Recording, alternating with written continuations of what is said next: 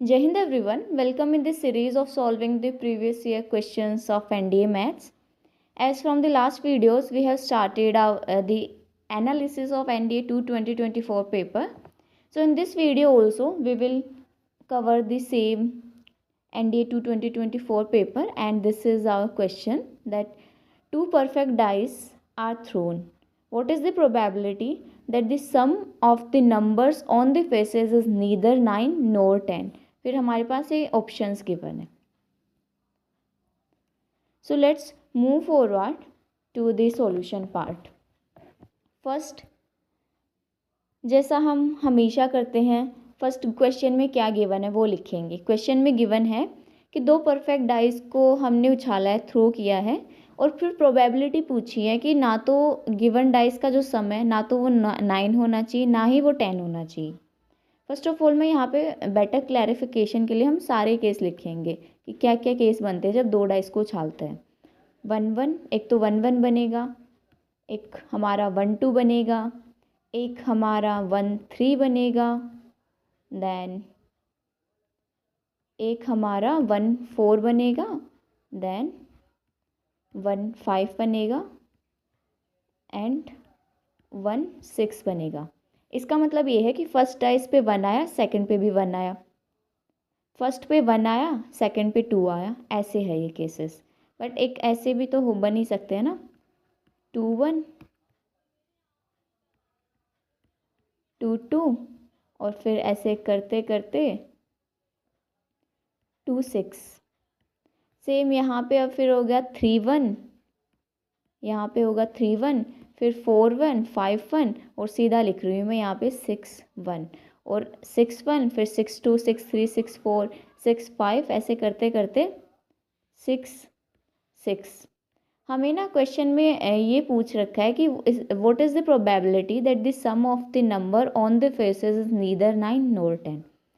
Minimum sum देखो पहले तो तुम. मिनिमम सम क्या होता है जब दो डाइस को उछाले एक बार या एक डाइस को उछाले दो बार. मिनिमम सम होता है 2, 1 + 1 2, और मैक्सिमम सम 6 + 6 12 है. अब अगर आप ऐड करोगे ना तो सम 9 होना चाहिए ना सम 10 होना चाहिए.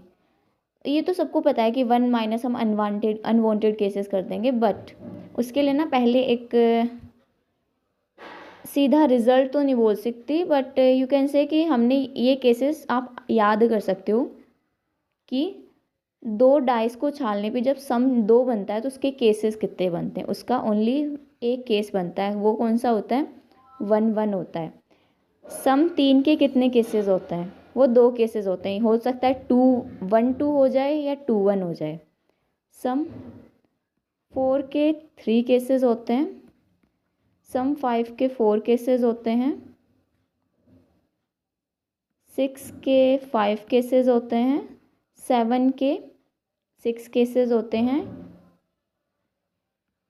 8 के अब 7 मत लिख देना, 8 के 5 केसेस होते हैं. सम दोनों डाइस पे दोनों फेसेस का सम 8 हो, ये टोटल हमारे पास 5 केसेस होंगे. देन सम 9 भी तो हो ही सकता है.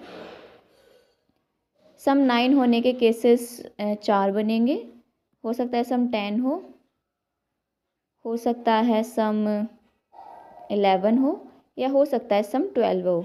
10 के केसेस बनेंगे 3, 11 के केसेस बनेंगे 2, 12 के केसेस बनेंगे 1. इस चीज़ को ना नोट कर सकते हो आप सब लोग कि जब सम 2 की बात करें तो टोटल नंबर ऑफ केसेस 1 बनते हैं, जो कि हमें गिवन पता भी है. 1,1 एक ही बनेगा. सम 3 हो सकता है 1,2 हो या 2,1 हो, 2 ही केस हैं तो 2 हो गए. सम 4 के 3 केसेस बनेंगे, और 3 केसेस कौन कौन से होंगे यहाँ पे आप बना के देख भी सकते हो. तो 1,3 हो गया. सेम ऐसे 3,1 भी हो जाएगा, और 2 हो जाएगा सम 4 का. तो ऐसे 3 केसेस बन जाएंगे. फिर 5 के 4, ये नोट कर सकते हो. बट हमारे क्वेश्चन में क्या गिवन है, हमें बताना है कि उसकी प्रोबेबिलिटी क्या है कि ना तो सम 9 हो ना सम 10 हो, ना तो 9 हो ना 10 हो. मतलब ये बस 9 और 10 नहीं चाहिए, और बाकी ये सारे कुछ भी सम हो सकता है. 2 हो सकता है, 3 हो सकता है, 4 हो सकता है, 11 हो सकता है, 12 हो सकता है. बस सम हमें 9 और 10 ही नहीं चाहिए फेसेस का. तो हम यहाँ पे एक शॉर्ट ट्रिक बनाएंगे. शॉर्ट ट्रिक तो क्या, शॉर्ट मेथड यूज़ करेंगे कि total probability 1 minus total probability 1 minus में यहाँ पे अनवांटेड केसेस कर देंगे हम,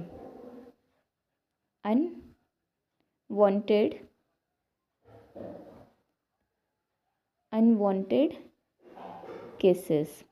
टोटल प्रोबेबिलिटी हमारी होगी 1 माइनस अनवांटेड केसेस, ना तो हमें 9 चाहिए ना ही हमें 10 चाहिए सम, तो 4। अब यहाँ पे सीधा 4 तो लिखेंगे नहीं, हमें प्रोबेबिलिटी चाहिए, तो जो फेवरेबल आउटकम है वो 4 है। Total number of outcome 36 plus 3 upon में 37, यहाँ पे हो जाएगा 1 माइनस 7 अपॉन में 36, that is equal to 29 upon में 36। तो तो डी आंसर हो गया इस गिवन क्वेश्चन का। Now moving forward to our second question, that is the occurrence of a disease in an industry is such that the workers had 20% chance of suffering from it. What is the probability that out of 6 workers chosen at random, 4 or more will suffer from the disease? So let's solve this question. First of all, again question में given क्या क्या है वो लिखेंगे कि एक industry है और इंडस्ट्री में the occurrence of a disease in an industry such that the workers have 20% chance of suffering from it. तो हम PS से डिनोट कर रहे हैं कि वो वर्कर्स, मतलब probability of workers suffering from the disease, as suffer के लिए ले सकते हो, that is equal to 20% chance है, बट हमें प्रोबेबिलिटी निकालनी है तो हमें यहाँ पे 100 से डिवाइड करना पड़ेगा और यहाँ से 0 से 0 उड़ेगा तो ये 1/5 आ जाएगी प्रोबेबिलिटी। अब 1/5 प्रोबेबिलिटी किसी डिजीज़ से सफ़र करने की है, तो probability of not suffering from the disease, ये एन को आप सोच सकते हो, समझ सकते हो कि not suffering from the disease और पी प्रोबेबिलिटी है उसकी।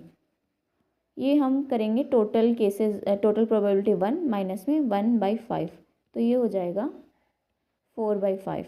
मतलब उस पर्टिकुलर इंडस्ट्री में हम किसी वर्कर को चूज़ करें और वो उस डिजीज़ से सफ़र कर रहा हो, उसकी प्रोबेबिलिटी 1/5 है, और वो डिजीज़ से सफ़र ना कर रहा हो पर्टिकुलर पर्सन, इसकी प्रोबेबिलिटी 4/5 है। हमें क्वेश्चन में गिवन है कि 6 वर्कर्स को सेलेक्ट किया जाता है रैंडम। अब इनमें ये प्रोबेबिलिटी उसकी निकालनी है कि हमने जो 6 पर्सन चूज़ किए उनमें से या तो 4 या 4 से ज़्यादा बंदे उस पर्टिकुलर डिजीज़ से सफ़र हो रहे हो। तो इसमें क्या क्या केस हो सकते हैं? हो सकता है 4 बंदे सफ़र कर रहे हो, 4 तो हमें निकालना ही है ना, 4 और मोर। अब मोर में हो सकता है 5 बंदे सफ़र कर रहे हो। ये भी तो हो सकता है 6 बंदों को चूज़ किया है तो 6 के 6 ही उस डिसीज़ से सफ़र कर रहे हो। अब बस इसी को सोल्व करना है हमें। 6 टोटल बंदे हैं, उनमें से हमने 4 सेलेक्ट किए, यहाँ पे PNC का भी कंसेप्ट लग गया। हमने 4 बंदे सेलेक्ट किए और 4 सफ़र कर रहे हैं, और किसी पर्टिकुलर डिजीज़ से सफ़र करने की प्रोबेबिलिटी हमने निकाल रखी है 1/5, इसकी पावर होगी 4, और नॉट सफ़र करने की प्रोबेबिलिटी 4/5। अब आप अगर ये बोल रहे हो कि 6 बंदे हमने चूज़ किए, उनमें से 4 बंदे किसी पर्टिकुलर डिजीज़ से सफ़र कर रहे हैं, तो आप इनडायरेक्टली ये भी तो बोल रहे हो कि 2 बंदे उनमें से फिट हैं, 2 बंदे ऐसे हैं जिनको कोई डिजीज़ नहीं है। तो सेम यहाँ पे हम अप्लाई करेंगे 4/5। ये उसकी प्रोबेबिलिटी है उन वर्कर्स की जो किसी डिजीज़ से सफ़र नहीं करें, 2 वर्कर्स हैं ऐसे। अब हो सकता है 5 बंदे सफ़र कर रहे हो पर्टिकुलर डिजीज़ से, तो 6C5 1/5 की पावर 5। अब हम ये बोल रहे हैं कि 6 में से 5 बंदे पर्टिकुलर डिजीज़ से सफ़र कर रहे हैं, मतलब ये भी तो बात हुई कि एक बंदा उनमें से हेल्दी है, एक बंदा पर्टिकुलर डिजीज़ से सफ़र नहीं कर रहा है। फिर एक फाइनल केस बनेगा जब हमने 6 बंदे चूज़ किए और 6 के 6 ही पर्टिकुलर डिजीज़ से सफ़र कर रहे हैं। बस अब इसे हमें सोल्व करना है। 6C4 जो कि 6C2 के इक्वल होता है और जिसकी वैल्यू होती है 15 इंटू में ऊपर देखें ना तो ये न्यूमिनेटर में 4 का स्क्वायर दैट इज़ 16, और नीचे ये 5 की पावर 4, ये 5 का स्क्वायर, तो नीचे बन गया 5 की पावर 6।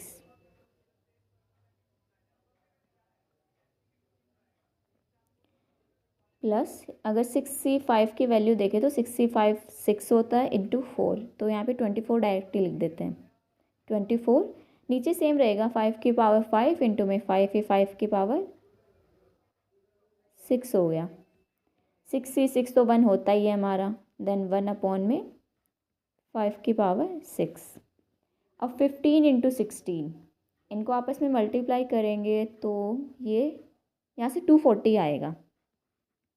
240 अपॉन में 5 की पावर 6 प्लस 24, इसको ना सोल ये ऐड हो जाएगा। देखो यहाँ पे भी 5 की पावर 6, यहाँ पे भी 5 की पावर 6, तो इसे हम ऐसे भी लिख सकते हैं 25 अपॉन में 5 की पावर 6।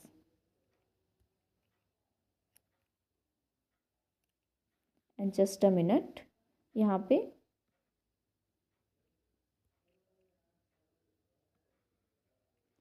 पे है हमारा 5 की पावर 6।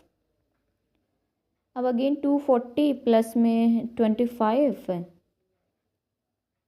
5, तो ये 265 बन जाएगा हमारा अपॉन में 5 की पावर 6। 5 की पावर 6 को हम ब्रेक डाउन करके लिखेंगे 5 की पावर 5 इंटू में 5, और इस 5 से जब इसको कट करेंगे तो ये 5 एंड 3, ये हो गया 53। तो ये ऊपर तो न्यूमिनेटर में हो गया हमारा 53 और नीचे 5 की पावर 5 जो कि होता है 3125। सो गिवन क्वेश्चन का आंसर हो गया हमारा, प्रोबेबिलिटी होगी 53 अपॉन में 3125।